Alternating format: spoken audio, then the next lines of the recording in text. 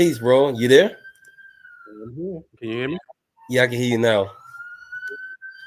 The good doctor. They got police activity going on over there. I live across the street from the ambulance, son. Oh wow! Yeah, word Damn, up. that much speed, bro.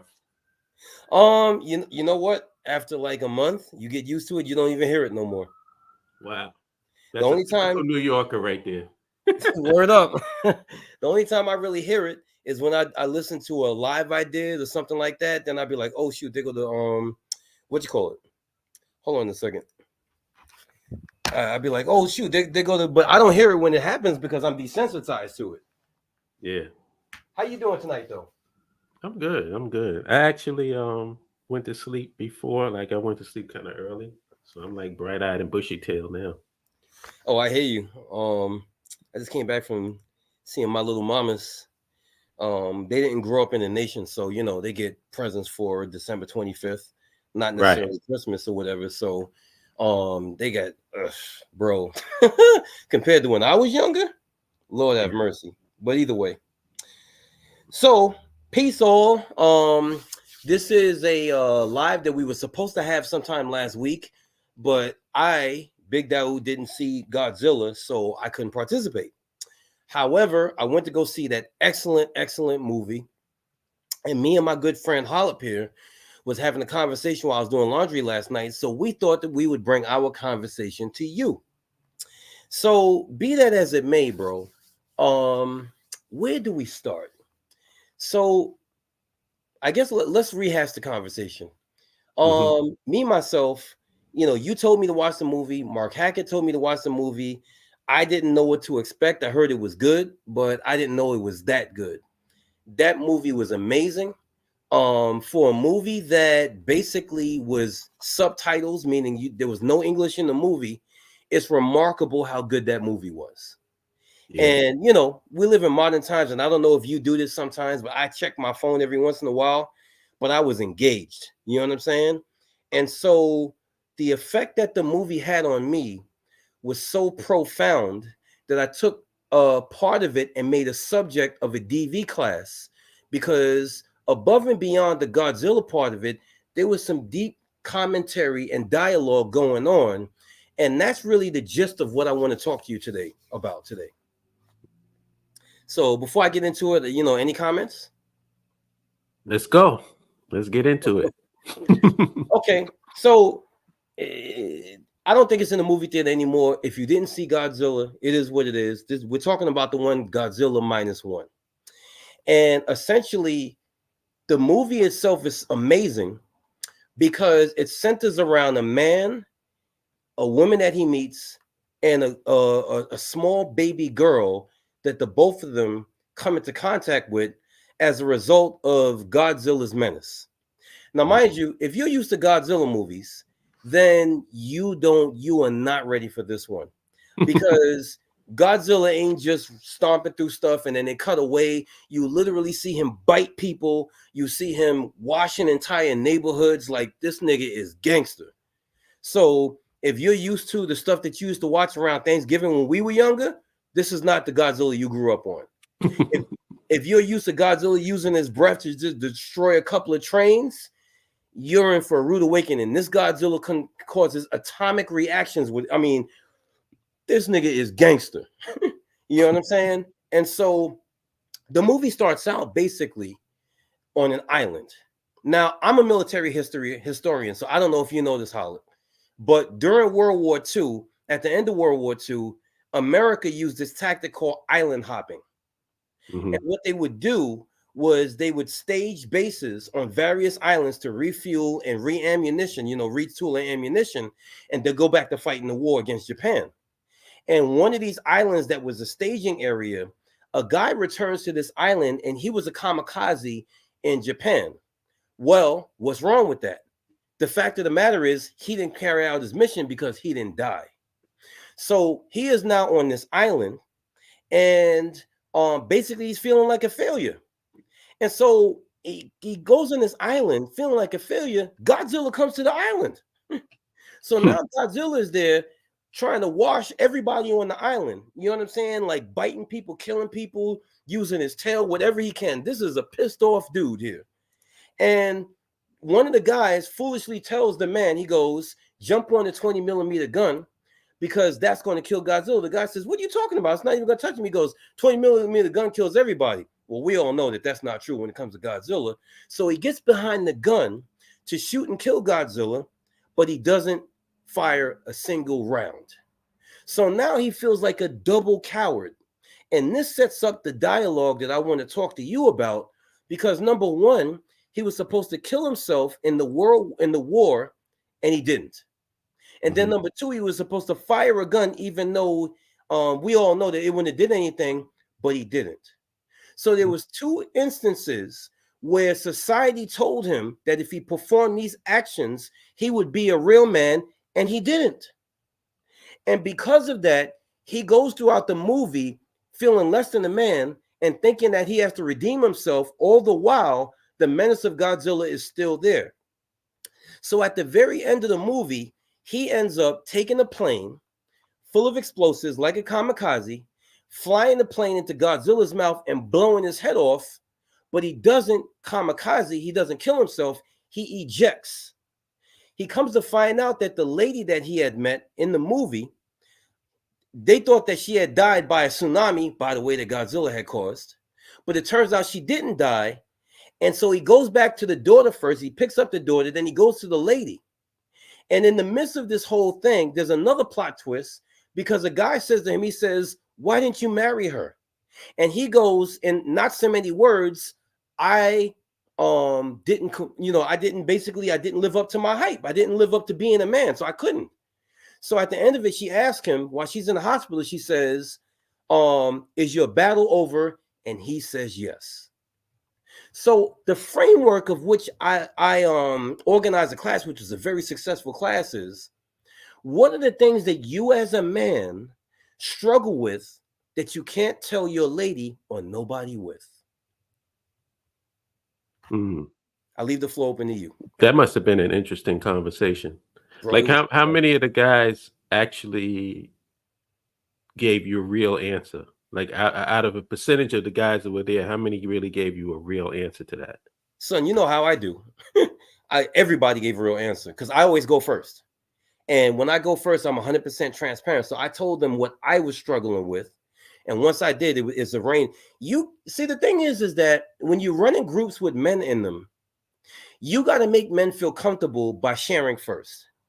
If you're going to be, and I always say this, like you go to other DV classes and they just reading from a script and it sounds like this, wah, wah, wah, wah, because nobody wants to hear that. You know what I'm saying? Supply, demand, economics, production. Remember that commercial when we was younger? Yeah.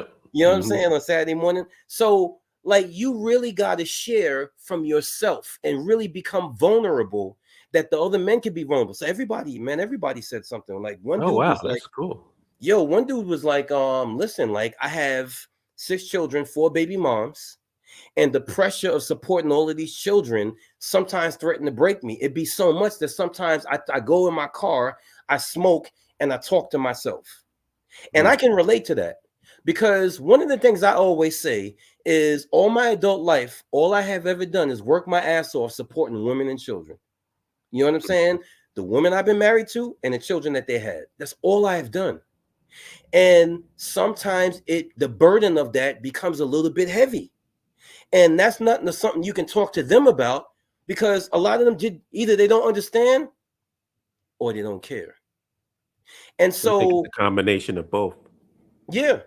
And they don't care because they don't understand. You want to know something? Honest to goodness, I think some of them don't want to understand.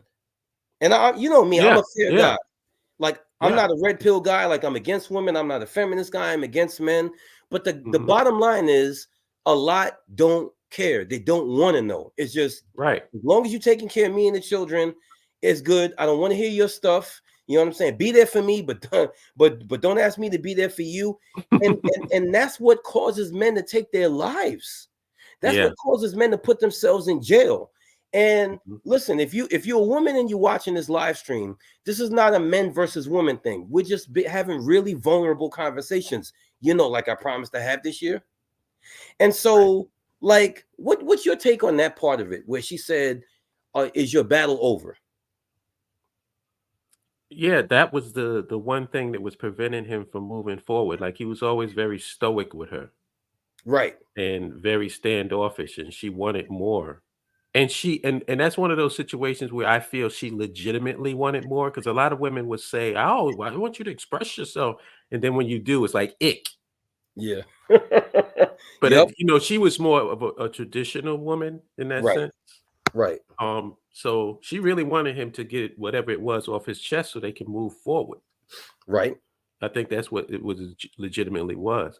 Right. But in terms of what you were saying about them not caring, um, and men taking their lives and stuff like that, I just find it funny. Like when it comes to guys, and I'm going to say men. I'm not going to say all males because I don't know all males. I'm mostly around men.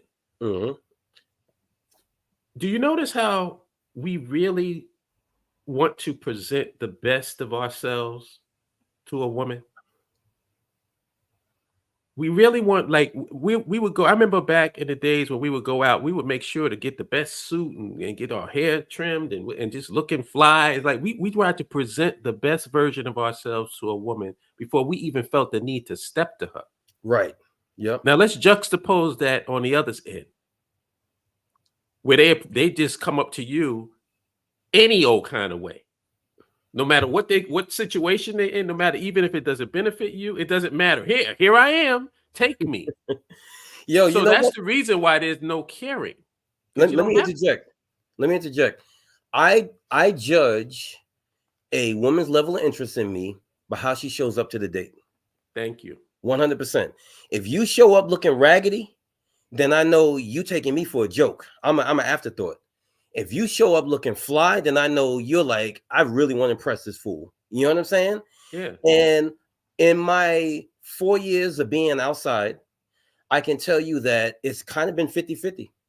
Like there's some women that I have gone on dates with and they look they level best. And then there's some women that I've gone on dates with. I'm like, what are you doing, yo? Like, where was you going? Was you going to take the garbage out or something? You know what I'm saying? Like, and that doesn't, again, this is a fair and balanced look. It doesn't speak to all because, like I said, some of them I was just like, for me, god damn. You know what I'm saying? And then there was some that I was just like, you could have stayed home, shorty. So in the grand scheme of things, I get what you're saying. I really get what you're Yeah. saying. But for me, I guess what I'm saying is that, like, to dig into more of this dynamic, there are a lot of times on both sides, male and female, where you really want somebody to be serious with you, commit to you, give you their all, but they're battling with something, they're struggling with something. And I think that in some ways, some of us are courageous enough to say what we battle it, but a lot are not. And what I see is also being the guy that has been out here dating all these years, is that some will be battling with something and want to keep you at the same time and can't commit to you all the way, but still try to hold on to you because it's like, I don't know when I'm going to be finished with this, but I still want you to be there when I'm finished. And that to me is selfish, unfair. I hear a lot of women and men say, well, I'm healing. You know what I'm saying? I can't do this because I'm healing. I can't kiss you because I'm healing. I can't hug you because I'm healing. My nigga, if you healing, don't date. Don't date. You Yeah. being selfish. What you're trying to do is, and I'm going to do this live eventually. I think I'm going to do it tomorrow because today's supposed to be quote unquote Christmas. You're trying to put Elf on the shelf. You're trying to put a man or a woman on the shelf until you get over with your bullshit because you know that they have other options. So you're trying to stall them. Mm. And when you look at this movie, it's a perfect example. This guy was honorable to me because he knew he was struggling with something that would prevent him from giving him his all to this woman. So even though she wanted his all and the daughter wanted his all, he was like, I'm not done yet. I feel like a coward. I don't feel like a full man. I can't be right to you. What do you think? Mhm. Yeah. And that's why, like at the end, it kind of like we spoke about this. It threw me for a twist because I everything was leading to him fulfilling his mission as a Right, kamikaze pilot.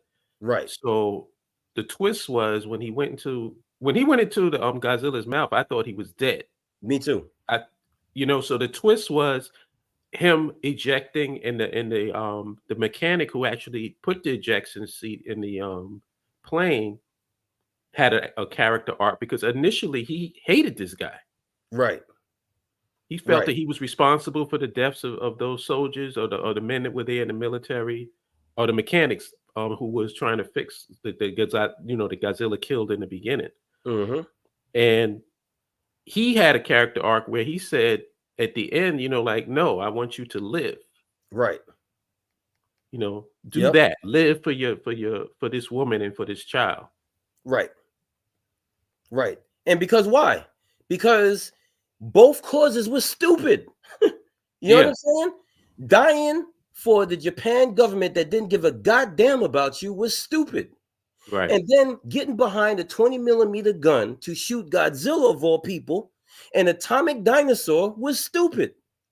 And so that leads me to my next point, which is, have you ever, I'm going to lead to something even deeper than this, but have you ever tried to talk a dude out of something that you knew was self-destructive, that you knew was stupid? He Mhm. may have wanted to bang for a gang or his homies or whatever, but he was committed to that particular cause because whatever cause that was, he felt like if he fulfilled that mission, like you said, he was going to feel like a man. Hmm. Not offhand, I can't think of anybody who was doing something where I had to intervene. Because usually, I don't know. It's just like usually the people that I'm around are a certain type of people where they're more progressive thinkers. Yep. So it's kind of hard for them to get caught up in like emotional stuff, like, where you're trying to prove yourself to a group of men and stuff like that. So I don't really can't recall anything like that in my life where I had to talk somebody out of something. Oh, bro, unfortunately, I go through that all the time in the DV Oh world. yeah. Yeah. All the time, bro. Like, Yeah. and it's not only men too. It'd be women that be like, I'm getting ready to, you know what I'm saying? I'm getting ready to keys. Yeah. I'll be there. And I'll be like, sweetie, like you gonna go to jail. You know that, right? Nah, F that. Like he did this and he did that. Like, bro, listen. Like, I had people who graduate my class and then go back to doing dumb shit. So, like, listen, like it'd be hard. And the whole thing is, again, it's your pride. Hmm. It's like, I was reading this book, right? And the book was called First Step of Mastery. Don't worry about other people's opinions. And I learned a whole lot about this book. And one of the things that is studies show that when you be thinking a lot of people are worried about what you're doing or what you're gonna do, a good percentage of people don't care. Don't Right. care. So here it is, you as a man, I can only speak for men. You as a man are trying to put your manhood on the line for some stupid cause based on the fact that you think that people are going to look at you in a different way, and in reality people don't care. And we've seen it all the time. Like, people die, right? And there's RIP for like 90 days, maybe even 60 days, and everybody Hmm. goes back to doing what they're doing. Yeah. And when I was younger, I just want to say in my 20s, I remember niggas judging their worth by how many people they thought would show up to their funeral if they died. Mm. I remember this. You know what I'm saying? Man, they better turn it up when I pass away. I was like, what kind of stupid, what kind of foolishness is this? But this is something that goes on definitely with black men from the hood. You know what I'm saying? And I don't Yeah. care what part of the hood you show up in, the nerd part, the street part, the thug part, the gangster part, we all live in the same neighborhood because we all basically got the same economic circumstance, even if you're making six figures. And Right. so, like, you can't just say it's only street people that live in the hood, because it's those of us who go, like, it's CEOs who live in the hood. And we Yeah. all got the same code of ethics that we got to live by. And it's outdated. You know what I'm saying? So I don't know if the people that made that movie understood what they were highlighting. But to me, it's a really good conversation. Why do men think that they have to prove their manhood? Feel like we have to prove our manhood based on an outdated code of the streets or code of ethics. Yeah. I think a lot of it has to do. A lot of the things that men do are for women, This is true. and if women have given the narrative that if you express yourself, that's a ick, then men are going to act accordingly. Like perfect example is right now, the narrative. the situation that's going on is now a lot of women are complaining that men are not approaching them Word? because what men do is we don't challenge, like we don't have the luxury of saying that something doesn't exist. We can't be delusional. We have Right. to operate in reality. So when we see, okay, so every time there's guys getting in trouble, they're getting canceled, they're getting this, men will adapt. And what's happening now is a lot of gyms are losing business because men are doing home gyms. They're saying, I don't even want to be around women when I'm working out because a lot of them are getting put on blast. And so it's like you created this problem. You know what I'm saying? By And the way, like me and my son guys just will got a home gym. adapt. What happened? I said, me and my son just got a home gym. Yeah. I can like turn the camera and show it to you in a minute. Yeah, guys Word up. aren't too enthusiastic to help women. Like when they want to spot a woman who's doing more weight than she's supposed to be doing. These are things that used to be where they could come and help you. Now they're like, oh no, I'm not helping you because I don't want you accusing me of blah blah blah blah blah. So they created the problem and now they're complaining about it. You know, again, and there's a movie out called Napoleon right now. I want to see it. Lord knows I want to see it. And it, what you call it? One of the things I learned from Napoleon is the majority of, and this is, ladies, you can look this up. The majority of motivation for war comes from men trying to prove things to women. Yep. And Napoleon understood that. The reason why Napoleon was such a great general was, yes, he was smart, and yes, he could retain information. Because I remember the conscious community trying to rewrite history. Oh, Napoleon wasn't nobody, and I'm just like, you niggas is something else, man. Like, y'all something else. Like, I get we want to be empowered, but goddamn, son, like that dude was a genius. Are you crazy? Like, all you got to do is read one biography, and you're gonna know what time it is. And one of the brilliance, one of the things that made him brilliant is he understood, like he had a ribbon system. And check this out. He had a ribbon system, and his ribbon system was tiered. And the thing is, why was it tiered? Because the higher you are in the system, the more female attention you get. Right? Yeah. So Napoleon would give you a gold ribbon. You would go out there and you would sell your life because you knew that basically having that gold ribbon would ensure that you would get the baddest chicks at that time. Mm. And so, like, I don't think sometimes women understand the power that they have. You know what I'm saying? I don't Mm-hmm. think they understand the power that they have. But I will definitely agree with you that a lot of the things that we do is because of that. Definitely. I also think that we have a unofficial kind of fake gatekeeping situation amongst us as men, where we try to hold each other to standards that we don't even live. And I found that out in religion, because I would say this to you. There's a lot of you that be on here on Facebook and you be talking that moral shit all the time. You be talking about what a man should do, how a man should do, what's right and what's wrong or whatever. And you got that one skeleton in your closet. You got that one skeleton in your closet. And in fact, those of you who speak about morals the most, I know you got more than one skeleton in your closet. Mm-hmm. And that to me causes a man sometimes to be afraid to be himself. You agree? Yeah, definitely. You know what I'm saying? Because Mhm. it's like a lot of times, even people think that you should run to religion for refuge.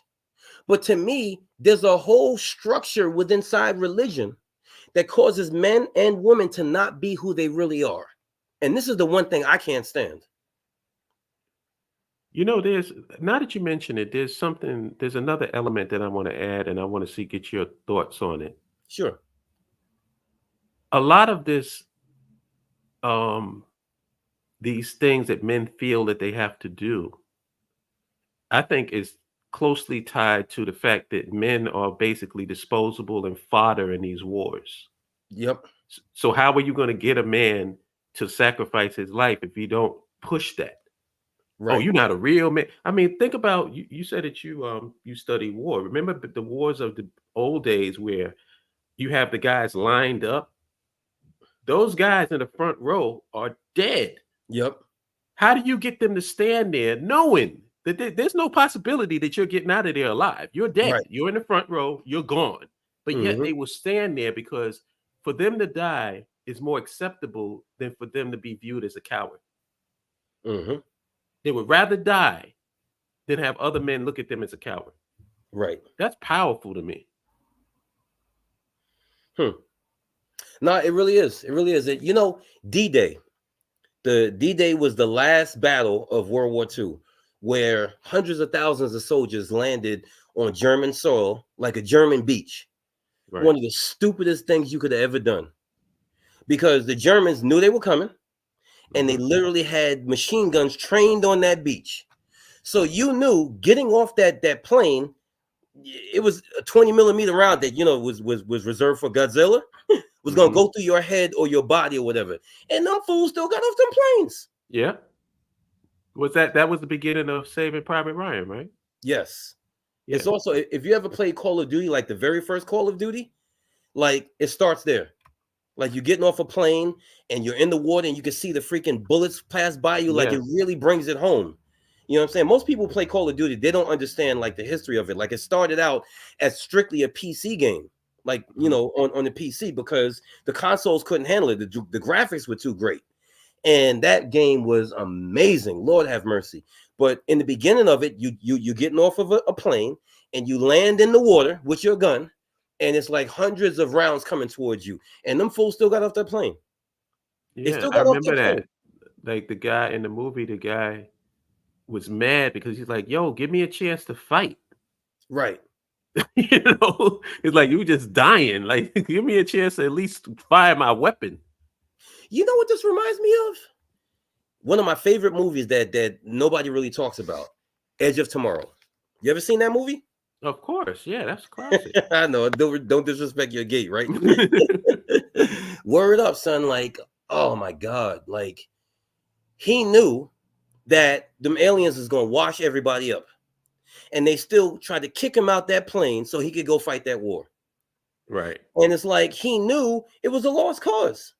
And so, how many lost causes do you think men charge into based on a structure of where they come from, that they know that they have no chance of winning, but they do anyway? You Yep. know what I'm saying? I don't know. Like, let me ask you this. How many times did you go with, I'll give you an example. I won't name this person's name, but I remember when I had first met a good friend of mine, right? And he came into the temple, we were together and stuff like that. And his sister, baby father, stole her youngest daughter and disappeared, right? So now this, I was a locksmith at this time. So now we driving around in a company truck looking for this nigga. You know what I'm saying? The Yeah. whole Schenectady, we can be driving around looking for this fool. And I was pretty sure me and him could handle him. But at the same time, we had gone to this one place, right? We went to this one place, and like we go up in the place. He's so like he unlocks the door because there's a broken window. He unlocks the door. We go upstairs, right? So we go upstairs. Now, mind you, I am now, I want to say 152 pounds. Like that's the most I've ever weighed in my life. Mhm. So you can imagine how much I weighed back then. So we knock on the door. There's music playing. There's a dude in there rapping. He sounds like he's Hen Diesel nut. You know what I'm saying? He opens Mhm. up the door. This nigga comes out with this 3 times prison build. I'm like, oh my God. Everything in me screams, run, nigga, run. Run fast. Run now, run fast, run far. Right. I ain't no sucker. You know what I'm saying? So I'm standing here. I don't have a knife on me. I don't have a gun. We getting ready to, both of us, we getting ready to become prison bait. You know what I mean? And so Mm. the dude goes, that's what y'all do? Y'all just reach through the window and unlock our door. And I'm like, oh my God. You know what I'm saying? And the Yeah. guy lets us go. You know what I'm saying? Because basically all we did was unlock the door. He was like, we're just looking for so-and-so, bro. We don't want no problems. Because he wasn't the guy that stole the child. But we could have got, we both could have got our tops flipped. Yep. Based on what? Based on what? Based on a cause that was stupid, because right after that, she got back with the baby father and they was living together. Yep. You know what I'm saying? Yep. We find ourselves as men in a lot of situations, not only, and I do agree with you, a lot of times it's based on the desire for female approval, but sometimes it's also based on this structure that we built around ourselves that causes a false pride. Mm-hmm. A false pride. And that's why sometimes I still don't really know what Sade meant by love is stronger than pride. You know what I mean? Mm-hmm. Because on the surface level, it's, yeah, we could be together and my pride doesn't matter. But I think it's deeper than that. I really do. Because pride is a very strong power that causes people to get into a lot of trouble. Well, another thing is that she's a woman, and we can't disregard that. The woman, and for a woman, her highest ideal is love. True. For a man, his highest ideal is respect, and that's tied to pride. So, of course, she would say love is stronger than pride because she's a woman. She doesn't understand that respect. There are men in the grave, in jail, over respect.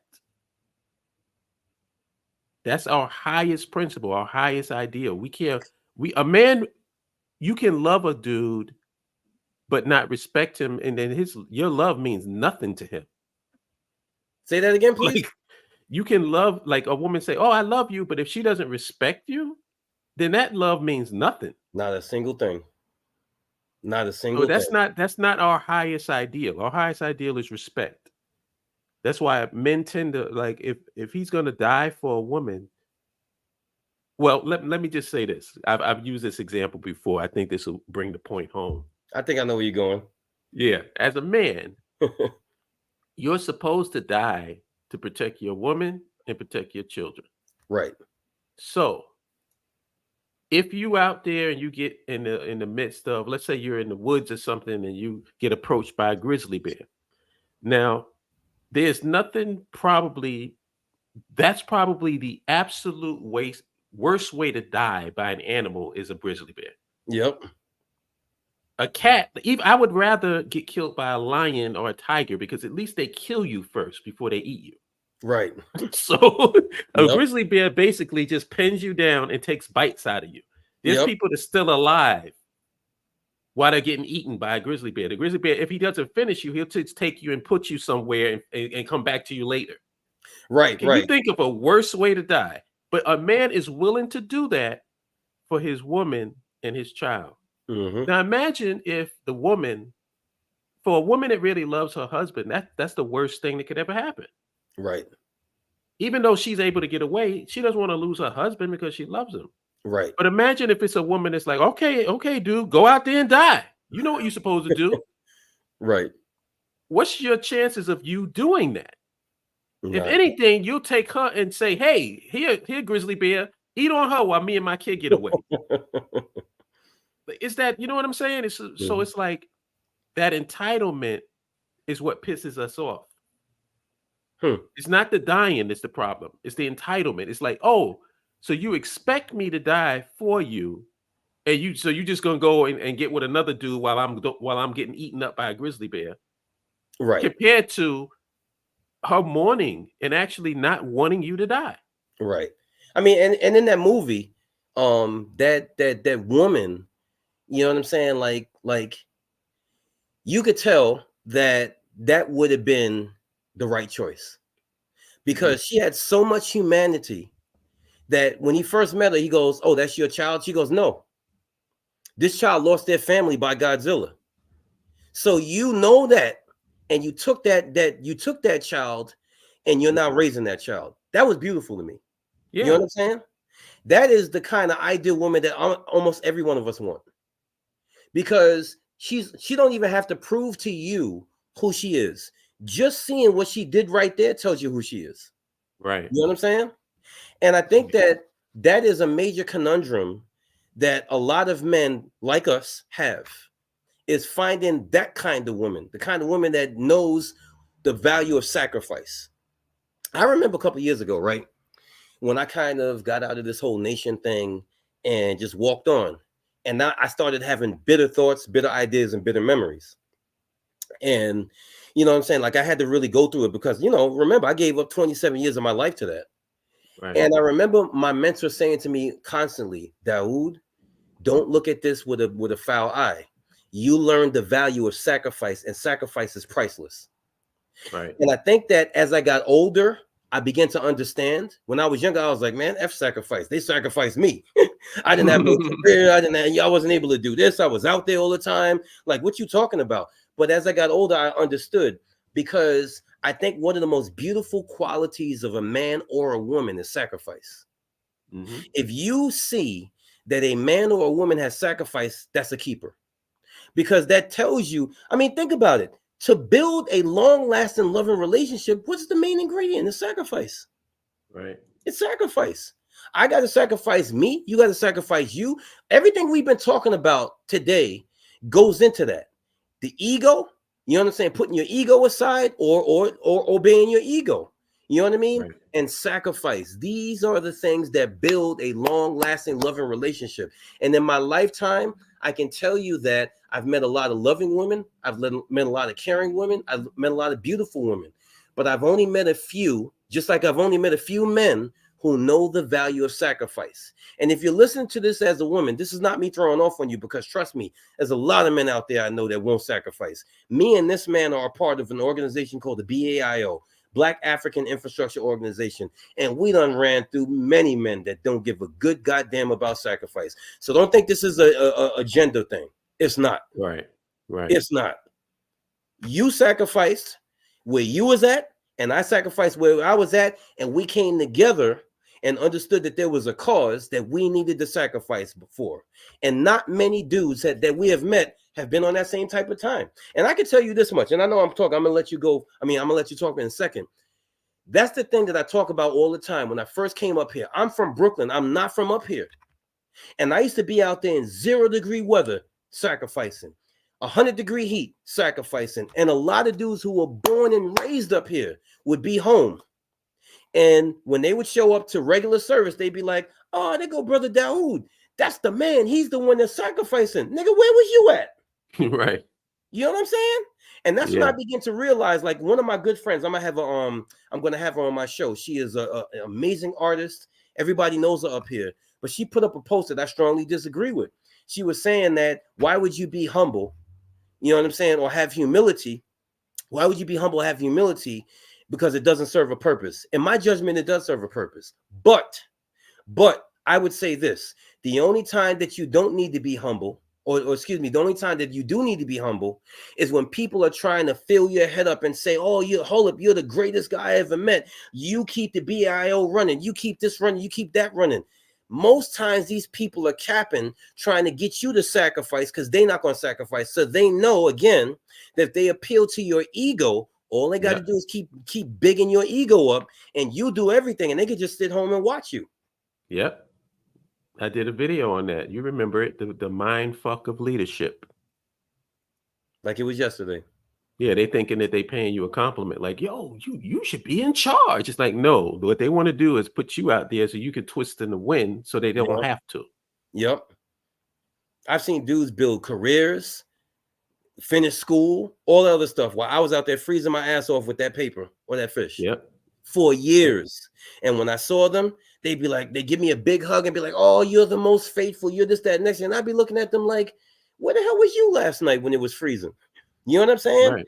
And so to me, again, one of the most beautiful qualities that a man or a woman, and one of the things I think that would determine the strength of your relationship is, does that person know the value of sacrifice? Because if they don't know the value of sacrifice, it don't matter what they have, it's not going to work. Right. Yeah. Yeah. Especially like when you have people who just expect and feel they're entitled to stuff. They very rarely, embrace sacrifice of anything because they never had to.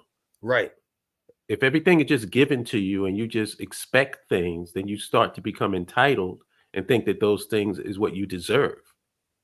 right, And I said this a long time ago. You know who deserves stuff? People who work deserve stuff. right, Why do you deserve something that you never worked for, that you never invested any time into? What mhm, makes you think you deserve something? You don't deserve shit. right, The people that deserve, like I said, if you go on vacation, it's called a vacation because the majority of time you was working. right, right, You know, 100%. Yep. So if you're not 100%. used to working, then what vacation are you going on? A Right. vacation from And so doing nothing?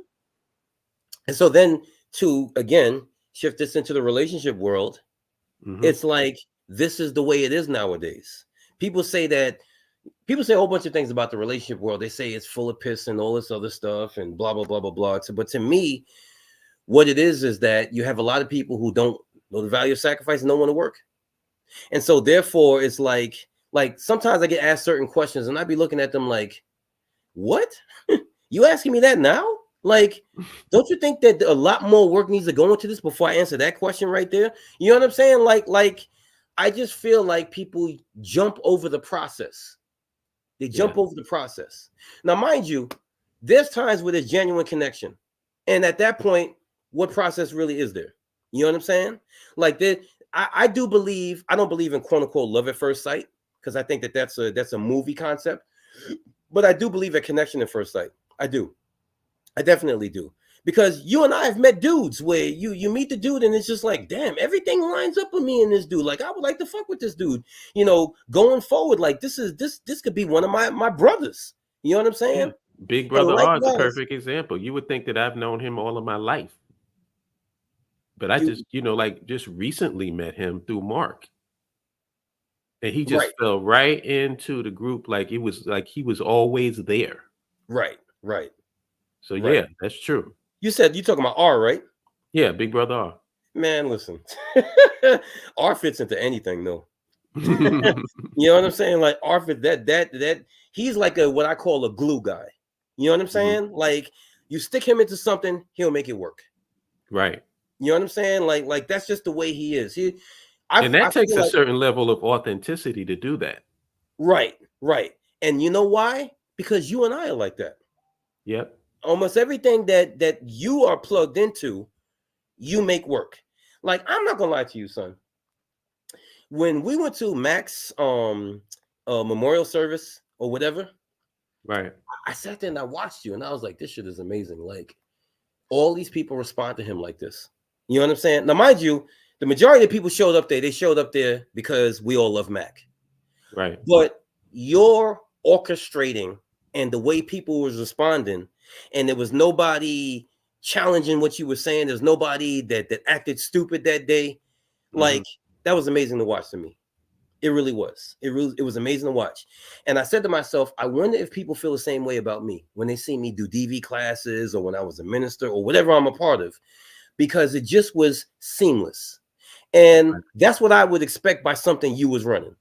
Because, you know, oftentimes there's people that I know that run stuff and they don't know what the hell they're doing. You know what I'm saying? They don't know what the hell, and you just can expect chaos. Like my homie in the poetry world, my homie in Mojave, you can expect when you show up to something that he does that most of the ducks are going to be in a row. Most of the stuff Mhm. has been organized. You just got to play your part. You know what I'm Right. saying? Because Mojave's not a micromanager.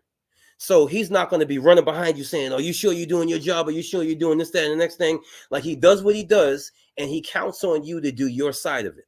You know what I'm saying? Right. And that I learned from him because at Yeah, some that's point my I used to, philosophy too. right. I used to be a micromanager myself. Like, so when I was a lieutenant, the first time I was a lieutenant, my nickname was Mussolini. I was like, yo, bro, salute me. You didn't salute me. Go run it over there. It's coming to attention. You know what I'm saying? That's just what the way I was. And I tell the story all the time, my famous story about how my teacher took us out to Denny's. And man, the two brothers that I was living with, they read me from one side of me down the other side. But Mm. a testament to who I am, I grew. I heard what they said and I corrected it. You know what I'm saying? And I didn't correct it out of anger. I corrected it because I was like, damn, I don't want people to think this way about me. You know what I'm saying? Right. And so, you know, it is what it is. Like Godzilla to me was an amazing movie. And to me, like you said last night, which I didn't think about, the movie was centered around the dude and his family, and Godzilla was a byproduct of it, and it was still amazing. How Right. the hell did they pull that one off? Yeah. How did they pull Like that what off? the director put whenever you do a story, the story that usually resonates the most with people is the human element that because we're human. We this is what we relate to. Right. So it's like if you can make the audience relate to these characters, then you will follow those characters wherever they have to go because you're engaged. Right. I mentioned this to you in our conversation, and I feel like I need to bring it up here just to give people this perspective. Godzilla's atomic breath is something that we've been seeing since childhood. Yes. Um, what I found impressive about what this guy managed to do was he took something that was a trope that it just goes without saying. If you see a Godzilla film, you know there's going to be atomic breath. Everybody's waiting for it. Right. And he took something that was cool and it was fun and made it terrifying. Mm-hmm. That's It's what I like keep telling y'all. when you in this film, when you knew that Godzilla was getting ready to do that, you was like, "Whoa, what's going to happen to these people? Because this guy is destructive. Right. It's literally setting off a nuclear bomb." And I just thought that was just so impressive that you could take something that was familiar and subvert expectations and make it so that wow. Because I remember that scene in the movie, and I told you this. I've been thinking about that scene ever since I seen the movie.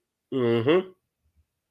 Which Mm-hmm. is crazy because it's like I said, you've seen the atomic breath over and over and over again. But the way that he set that scene up and the way that he did it and the stakes that was involved made it much more impactful. Bro, I was like, what the? Because I'd never seen him do nothing like that. You know what I'm Yeah, saying? I seen him set niggas on fire. I seen him like some people actually like lightning comes down and then touches his fins and then he does it.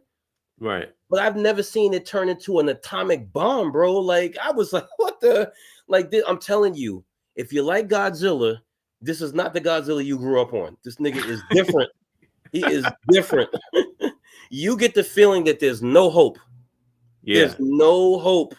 Like even in the other Godzilla films, I'm like, they're gonna figure out a way to kill this fool.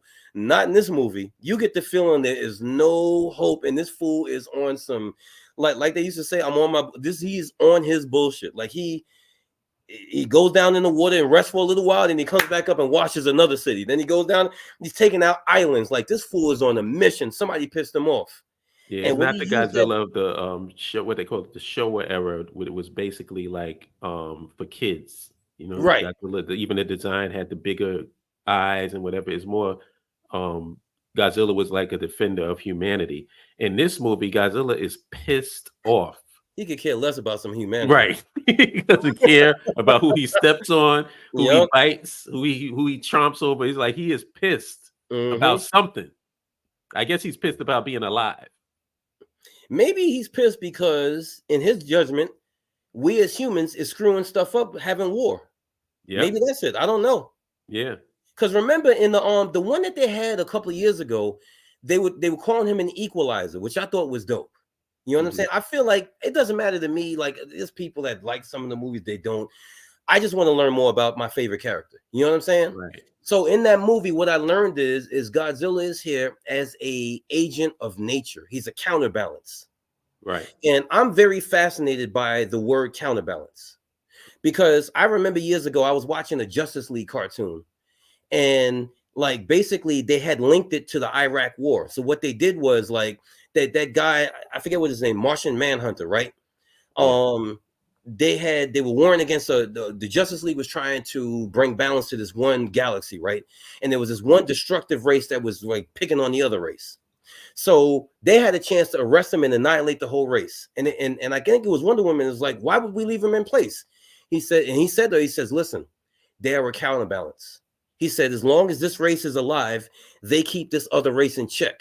And I was Mhm. like, because that's exactly what America did in the first war with Bush, not the second Mhm. war, but the first one with his father. They Right. went to Iraq and they basically bombed most of Saddam Hussein's weapon factories to leave it unable for them to wage like massive war. But they left it there for them to be able to keep Iran in check. Whether you believe in Right. those politics or not, like neither one of us give a good goddamn about those politics. But the strategy is fascinating to me. You know what I'm Right. saying? And Mhm. so I'm really, really fascinated with the idea of what they call counterbalance because I feel a lot of times in life, certain if you take something out of they've always told us since we was younger, if you take something out of the food chain, it messes up the whole equilibrium, right? Or Right. ecosystem, I should say. So maybe that's why he was so angry. But one thing is for sure, That fool was angry. Yeah. I when I walked out the theater, because I went in blind, all I knew was that there was a Godzilla movie and Toho was producing it. So I Hmm. said, "Okay, let me," like, it was one day where I just wanted to go to the movies. I said, "Well, let me go, and check it out."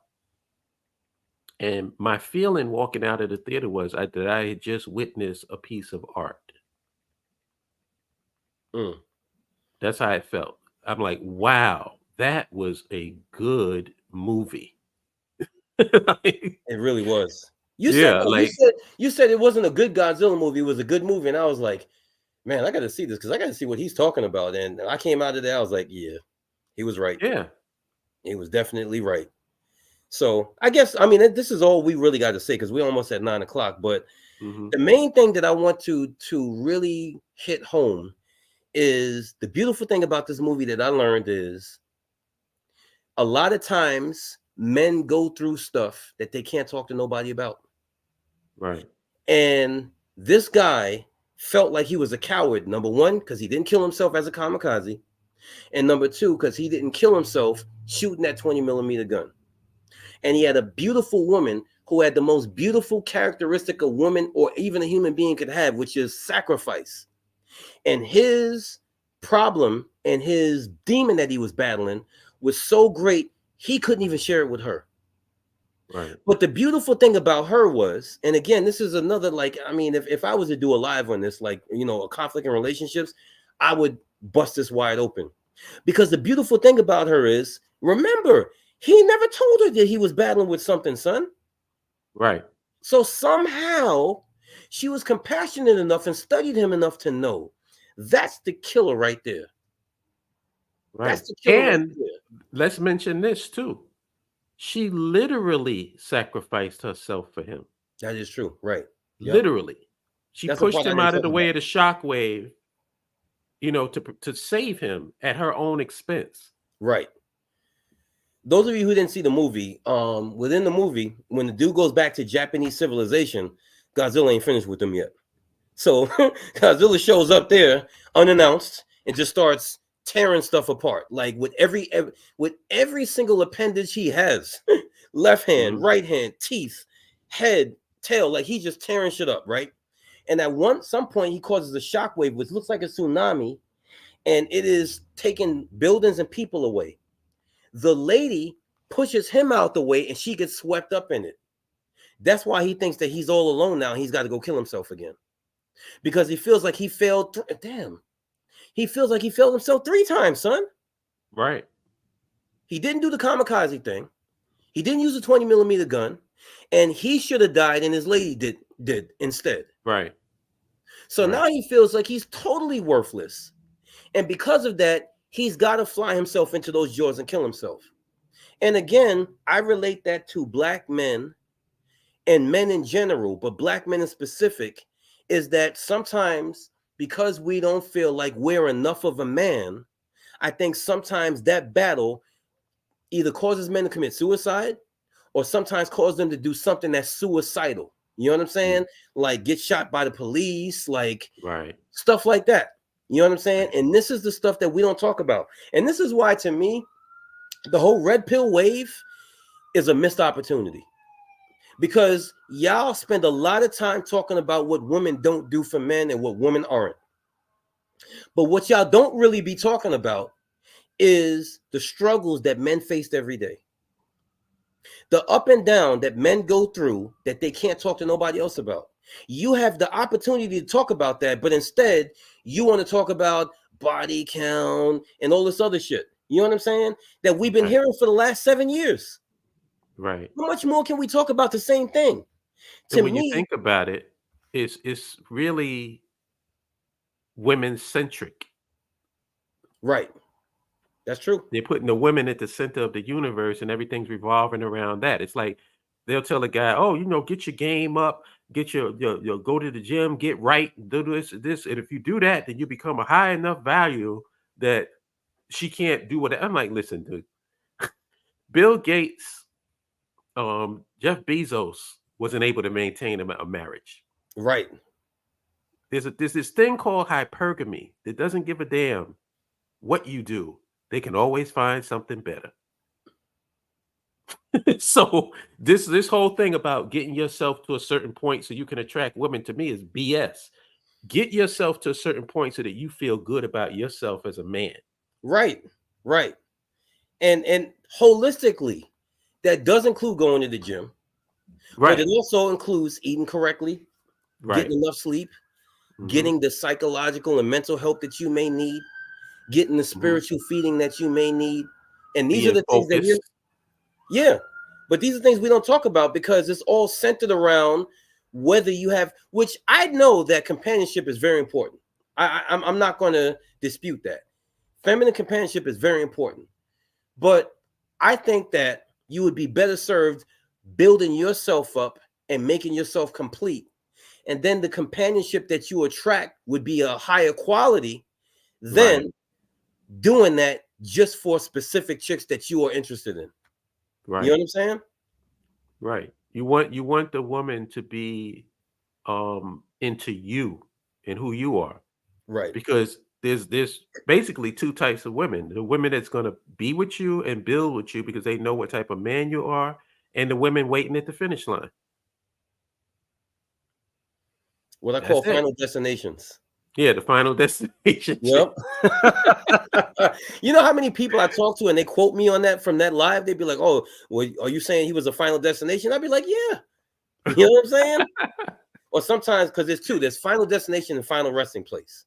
Final Mm, resting place is the man or the woman that goes out there and does them because they know they could always come back to you. But right. final destination is what you're talking about, which is like basically like I'm waiting for you to build yourself up as a woman or a man, and I'm waiting for you to do everything you need to do. Then I'm gonna be there at the end and say, I always liked you. When we both know that you didn't. Right. That's very risky to get involved with people like that. Yeah, yeah. This is what Biz Markie, God rest his soul, was trying to tell us with the vapors. Yep. That's my favorite Biz Markie song of all time. You Yep. know what I'm saying? Because I remember when at first they wasn't. Now guess what they caught from my cousin, the vapors.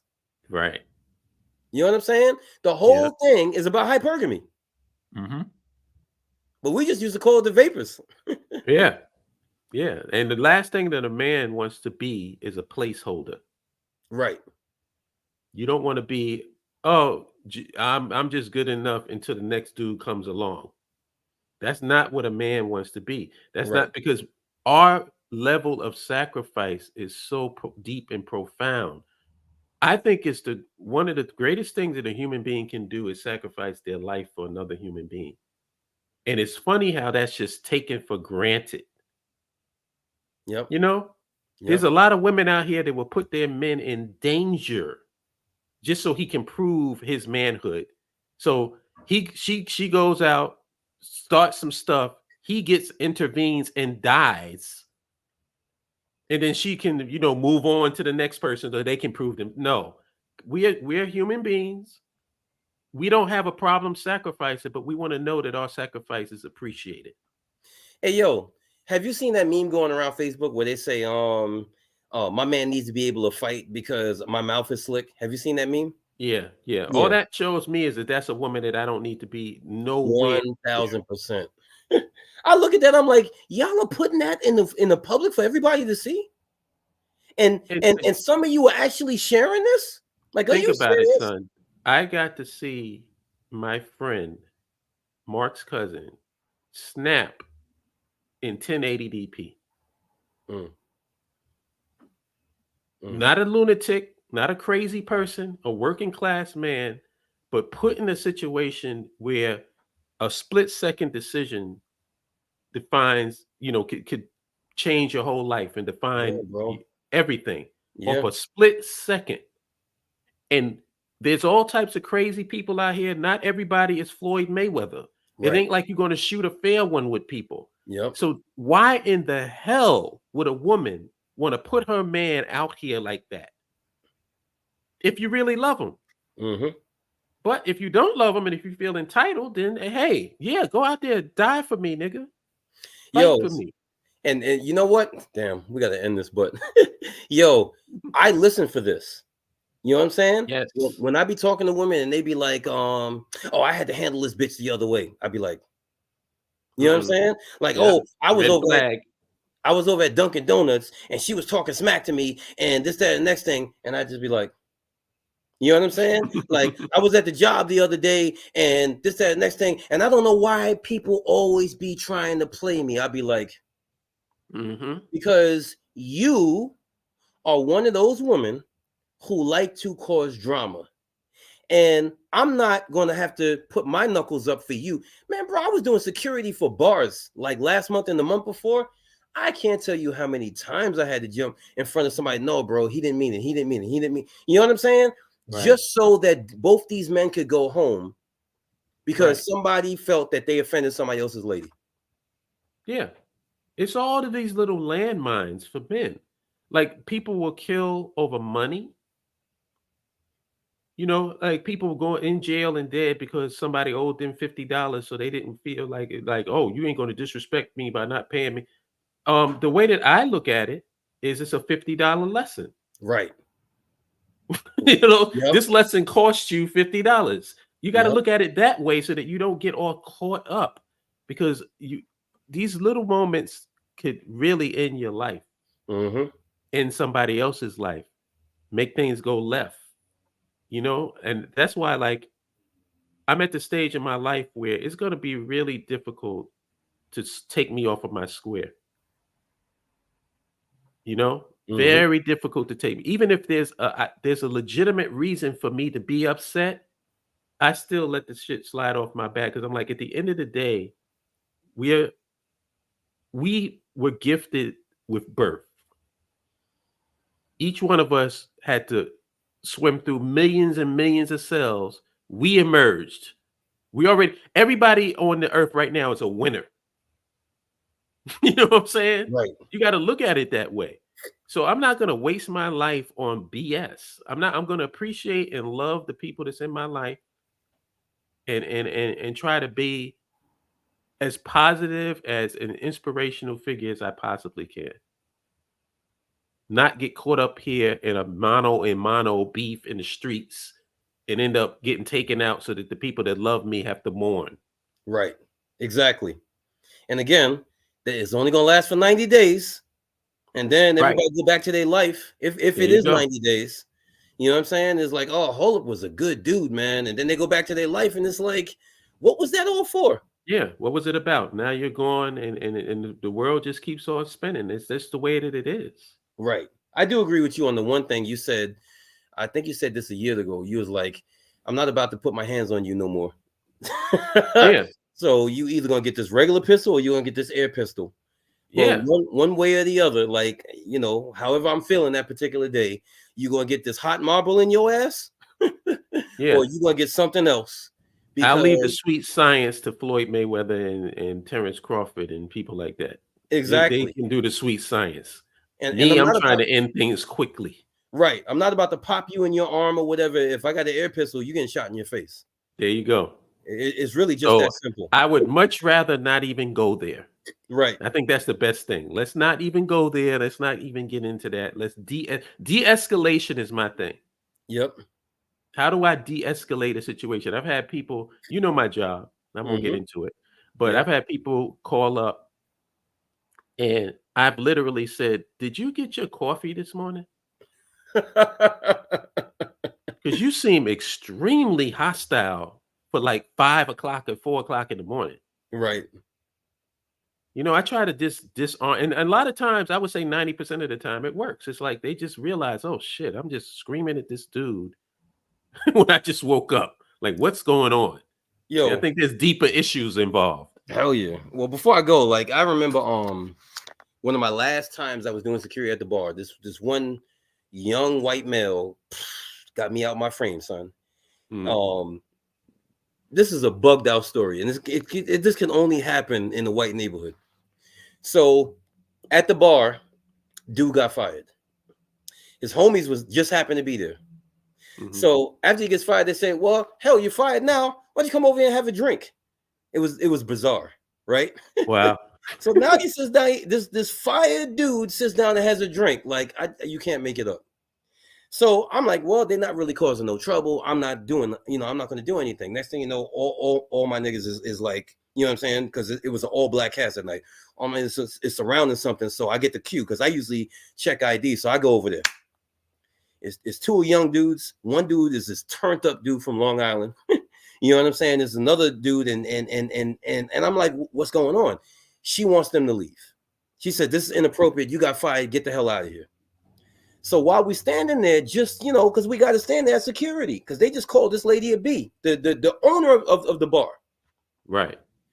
One of the dudes says, he goes, we're gonna go when we feel like going, and these tough guys ain't gonna stop us. Oh, bro, that was like the Beyonce, point in the middle of your head. I said, what did you say I was? He looked at me. He was like, he got nervous for a second. Now in front of his homies, he can't back down. Mm-hmm. He goes, I said you were a tough guy. So I turned the camera on real quick. I'm like, what's popping, Playboy? Like, what part of me you think is tough? Do you want to find out how tough I am? I'm not supposed to do that. Right. I'm supposed to de-escalate. But he got me. He really got me. He got me for a second there. And I'm glad he was not with the shits. Because I gave the Long Island dude the look, and he gave me the say the word look. You know what I'm saying? and like, I don't know. They was under some kind of delusion, son, because like I was talking to one of their friends when they left, and he was like, well, I'm glad it didn't happen like that because those guys over there, you don't want no problems from them. I'm like, bro, please pay for your meal and get the hell out of here before something happens to you. Before something happens to you, because just because, you know what I'm saying? And so usually I de-escalate. I swear for Lord, I de-escalate. Almost 99% of the time I de-escalate. But that particular time, when that dude did that just snapped me out the frame. And man, I felt, you don't know how I felt that night for the next 3 days. Mm-hmm. You know what I'm saying? Because I'm like, this dude really got me out my frame. And that's when I realized I can't be doing security here no more. Because this is an element that I'm not supposed to be in. You understand what I'm saying? Like, it wasn't even his fault that he triggered me. This is an element I'm not supposed to be in, because they get drunk, they get disrespectful, and it's going to try you. And now you got a decision to make. I do another place like a black party, and man, it could be no nicer. The drunker they get, the nicer they are. You know what I'm saying? And you would expect black people to be fighting outside or whatever. Bro, the drunker they get, like, I be getting wedding proposals and all that. Mister, you're so nice. You would make such a good husband. I'd be like, come on, sweetheart, let's go down these stairs, because your man is home probably. You know what I mean? And like, but at that bar, like, it's the arrogance and entitlement. I don't know, but I'm with you. I usually de-escalate. I stopped the bar fight. You know what I'm saying? In the middle of it, and de-escalated. One, I wasn't able to de-escalate, and some stuff happened. But like, yeah, de-escalation is the way to go, because at the end of the day, I got to go home. You know what I'm saying? Yes. And I don't live with my daughters, but I want to see my daughters, all 4 of them. And I don't want nobody to explain your dad got stabbed at a bar because niggas got turned up. That's not acceptable, man. That's not acceptable. Or in the situation with our people, a noise complaint. Right. A noise complaint escalated to the death of 3 people. Right. Like, come on, man. Happens. Come on. Do not allow people to take you off your square, my people. I'm talking about the men and the women. It ain't that deep. Yep. It really is not that deep. You know what I'm saying? Like, just de-escalate, go home, live your life, forget about this person. Whatever this interaction is with a person you're never going to see again in your life. Right. And truth be told, I never saw those dudes again. Yeah, you're not. That's a way of life testing you. And luckily, a lot of us, even if we were pulled off our square, we didn't get pulled so far that we ended up making a tragic mistake. Right. Because a lot of us have made those tragic mistakes. Mm-hmm. Yep. Like, I'm still fucked up off of my boy Jason, man. I'm still messed up over that. I was literally with this dude. The last thing we went to see was The Equalizer with Denzel. Went out to get some dinner, laughing, joking. He drove me home. and that was the absolute last time I seen him. Yeah, I had a full conversation with dude, bro, at the Yeah, celebration. It was a good dude. And it's just yep. like, damn, son. Just got pulled off his square, Yep. for somebody getting up in his face, taking out knives and getting, fuck you, you a pussy, you a faggot, da da da. You know what I'm saying? It's like you gotta try as best as you can. I know that it's New York too, where it's just hostile as the default. Right. Yep. It's like you say good morning the wrong way. And what nigga? It's Right. like everybody is like on 10 all the Hmm. time. So Hmm. sometimes you got to try to find a way to navigate that and pull yourself out of it. Some people Right. need to be out of this environment. Right. Yep. I'm one of them. Well, that's exactly what I was saying. Is like that's when I knew, like the bar environment is not for me. You know what I'm Yeah. saying? Because it's like if it gets to the point where a guy like me is talking what's popping Playboy, you know what I'm saying? And then then yo, bro, I said it just like that too. Yeah. And I meant it. I meant it. You It's know what I'm saying? listen, we from Brooklyn. It's in us, man. It's in us. It's like it don't take much to pull that out. Like you Word. seen that meme that they put up where they had the guy talking? And it's like I said, so what's the problem here? Like I understood exactly what was being 100%. 100% was no part of that was said. confusing. Not a single Exactly. part. And the typical interaction between two Brooklyn dudes or two Brooklyn women has that and more. Right. You know, I seen 12, so I spun the block, and then man, still tried to, you know what I'm saying? Like it'd be a whole story that we would be laughing at that nobody else could understand outside of, Exactly. you know what I mean? So anyway, bro, thanks for coming on. I love you. Yes, love you Um, too. It's always a pleasure to kick it with you, man, and likewise. I missed that other analyze one. this stuff. I missed that other one because I didn't see the movie yet. So we would not have had this depth of conversation. We'd have just been talking about the movie, and I just been like, yeah, word. You know what I'm saying? Right. So once I seen the movie, I was like, we got to do this. We got to do Yeah, this. And I can't wait. definitely. I will own that. I will own that once it's available because I buy my stuff through Apple Movies, and I got just about every good Marvel movie. Even though you can see it on Disney Plus on my Apple Movies, I will own Godzilla -1. I promise you that because that was a Oh, fly I film. know. I know, definitely. All right, Anyway, bro. love you, bro. Yes, sir. Enjoy the rest of your evening. Yes, sir. You too. All right. Peace. Peace.